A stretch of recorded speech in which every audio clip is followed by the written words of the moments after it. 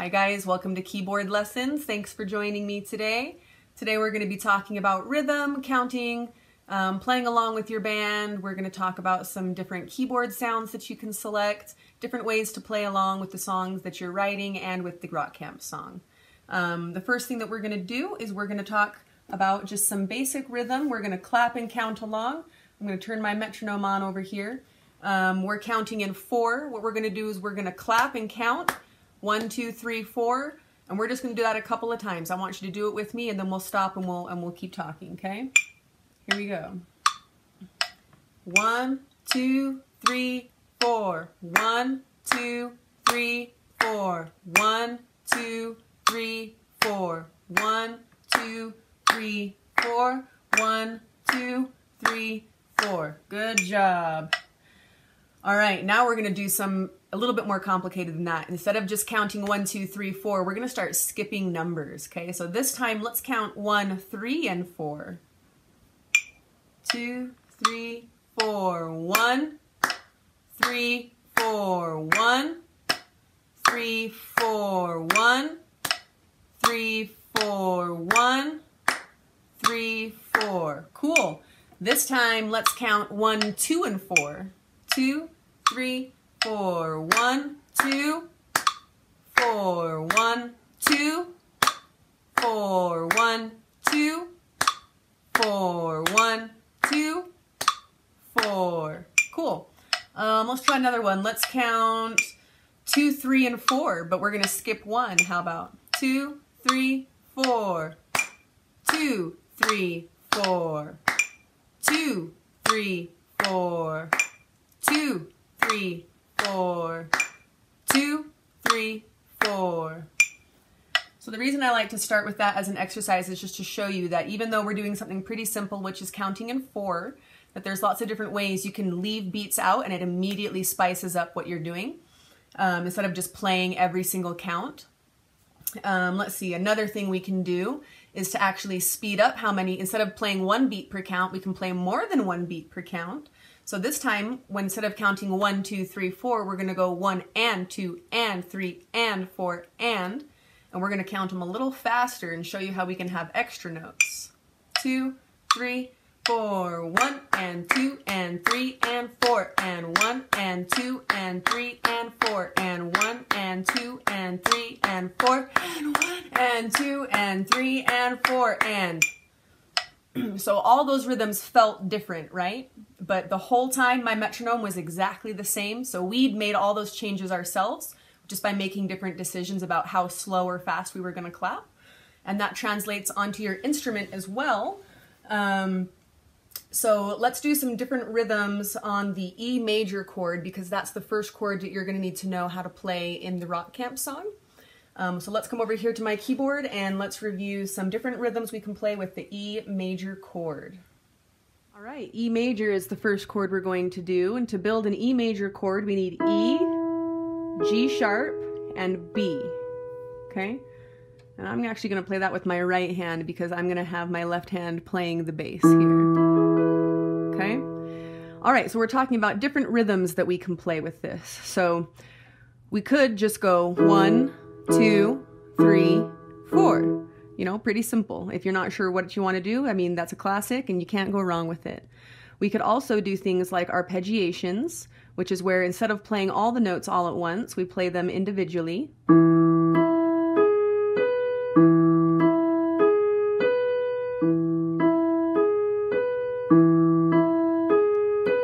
Okay. We can also alternate the left and the right hands. So we could go 1 and 2 and 3 and 4 and, okay. When we can do a whole bunch of variations on these. So I'm just gonna count now and do a bunch of different variations for you to get some ideas from, okay? 1, 2, 3, 4. 1, 2, 3, 4. 1, 2, 3, 4. 1, 2, 3, 4. Okay.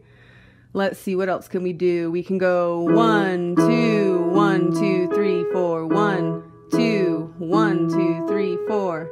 So you see how we have all these different options with just this one chord, because we were playing these 4 notes, And we have all these different options of how we can arrange them rhythmically to make them more interesting. Yeah, excellent. Okay, let's move on to the next chord. Awesome, good work guys. Okay, we're gonna do it again, but this time we're gonna come back over to the keyboard and we're gonna practice with the A major chord, which is the second chord you'll be using in the rock camp song. Here we go. Our next chord in the rock camp song was A major. So to build an A major, we need A, C sharp, and E. And my left hand is gonna come down and play the bass note. Okay? So let's review those different kinds of rhythms again. We can go 1, 2, 3, 4. 1, 2, 3, 4. We build each other up. You see how that goes? Okay. We also don't have to do just a straight 1, 2, 3, 4 rhythm. We can go.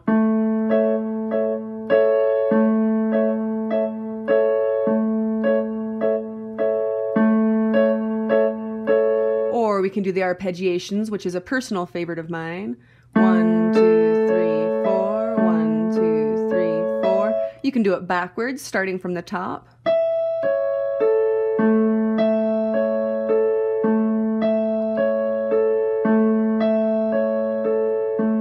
Right? Earlier in the video, we were talking about playing really fast notes. You don't have to go 1, 2, 3, 4. You could go 1 and 2 and 3 and 4 and 1 and 2 and 3 and 4 and 1 and 2 and 3 and 4 and just depending on how intense you want to be, what you want it to sound like. All right, great. Let's move on to our next chord. Good job. All right, we have one chord left to play around with, and that is the B major chord. This is the third and final chord that you're going to need for the rock camp song. So let's go play some different rhythms with it. All right, the B chord. To build a B chord, we need B, D sharp, and F sharp. And my left hand is going to play the bass. All right, let's play some rhythms with our B chord. 1, 2, 3, 4. 1, 2, 3, 4. Let's see, we can do the fast notes, the eighth notes. 1 and 2 and 3 and 4 and 1 and 2 and 3 and 4 and we can do my favorite, the arpeggiations. 1, 2, 3, 4. 1, 2, 3, 4. We can do them backwards. 1, 2, 3, 4. 1, 2, 3, 4. We can alternate our hands. 1, 2, 3, 4. 1, 2, 3, 4. We can do 1, 2, 3, 4. 1, 2, 3, 4. 1, 2, 3, 4. So there's lots of different rhythms and different ideas that we can do to make things sound a little bit more interesting, even though we're still just on the same chord. All right, now that we've talked about some different rhythms we can play in the rock camp song, I want to talk about how you can stay in nonverbal communication with your band. This is really important because things are going to happen on stage that don't happen during rehearsal. Things are going to happen that you don't expect. Sometimes someone might get lost, they might get ahead, they might be in the wrong spot, they might need your help, they might just need you to be paying attention to them so that everyone can stay together. The number one most important tool for this, in my opinion, is called your peripheral vision. If you don't know what this is, peripheral vision is where you're looking at one thing, but even though you're staring directly at this one fixed spot, you can still see everything else in your surrounding areas. You can still, so like I'm staring at my iPad right now, but I can see all the lamps behind my iPad. I can see my window blinds right here. I can see my keyboard off to the side. And I can't see them fully, but I can catch little edges of them and I can see where they are. So I have a game for you that you're gonna play.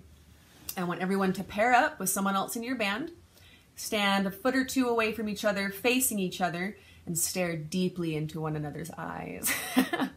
And you're not allowed to look away from each other's eyes. You have to keep looking at each other's eyes, okay? Pick someone to be it first.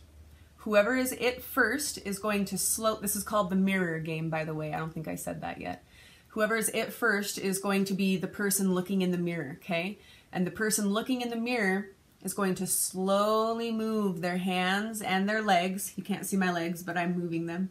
They're going to slowly move their hands and their legs around and to different shapes in different places.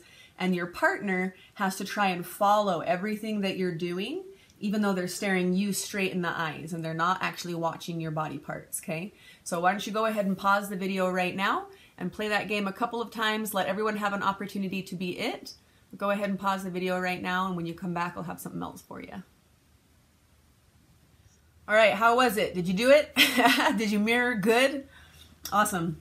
And that's a game that I like to play with my little students. I like to play it with my friends, with my bandmates. I think it's just a good way to kind of practice using your peripheral vision and kind of get in sync with your bandmates. All right, so here's another game along the same lines.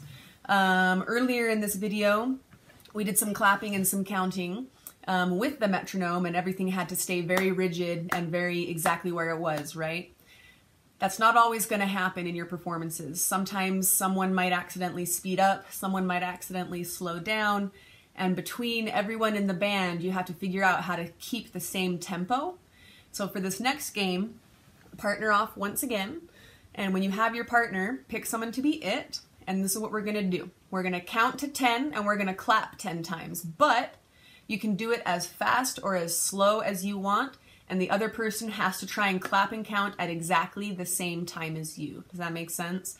So let's pretend that you're my partner, okay, and I'm it. So I'm gonna try and trick you, and you're gonna try and keep up with me, okay? How fast or slow I'm clapping. 1, 2, 3, 4, 5, 6, 7, 8, 9, 10. Okay, so you're kind of trying, if you're it, you're kind of trying to trick the other person, and the other person is doing their very best to watch your hands, to watch your face, to pick up on whatever it is they can pick up on, to try and anticipate when you're going to clap next, okay? So go ahead and pause the video, play that game a couple of rounds, give everyone a chance to be it, and I'll see you in a couple of seconds. Well, maybe a couple of minutes. All right, guys, welcome back. Did you have fun playing the games? Excellent. The next thing we're going to do is we're going to talk about different sounds that we can have on the keyboard. You are, of course, completely welcome to use regular keyboard sound, right? Nothing wrong with that. It's a classic. But we have a bunch of other cool sounds on your keyboard, and everyone's keyboard is going to be a little different. Mine's really old. Y'all probably have cooler keyboard sounds than I do, but let's see what I can play around with on my keyboard. So let's see, I personally really like the organ sounds, so let's check out an organ sound. So I'm picking 128 as my voice. Oh, beautiful. Okay, so we could play on the organ. Let's see what else we got here. Ooh, I could pick some strings, like I also play violin, so let's say I was wanting to write a song and put some violin synth in there. So let's pick 151 as our voice. Now we have some violin synth, which is cool. Let's see, there's actually categories called synth, so let's check out some of these categories called synth. 191. And these are just going to be electronic sounds. They're not trying to imitate an instrument per se, but they're just trying to make different sounds. Cool. Let's see if I can find a dope one. What is this? Ooh, this one's very angelic. So anyway, I'm just playing around now at this point, but there's a bunch of different sounds that you can play with. You don't have to stick to the regular keyboard sounds. I know some keyboardists who will change sounds during the song. You know, like during the verse they'll have one sound, during the chorus they'll have another sound, etc., etc. Yeah, so don't feel constrained to just one sound. Go ahead and explore and have fun with it. All right, guys, thanks for hanging out for the keyboard lesson. It was great fun. I hope you had a great time and learned something. Can't wait to see what you guys play in your songs. See you later.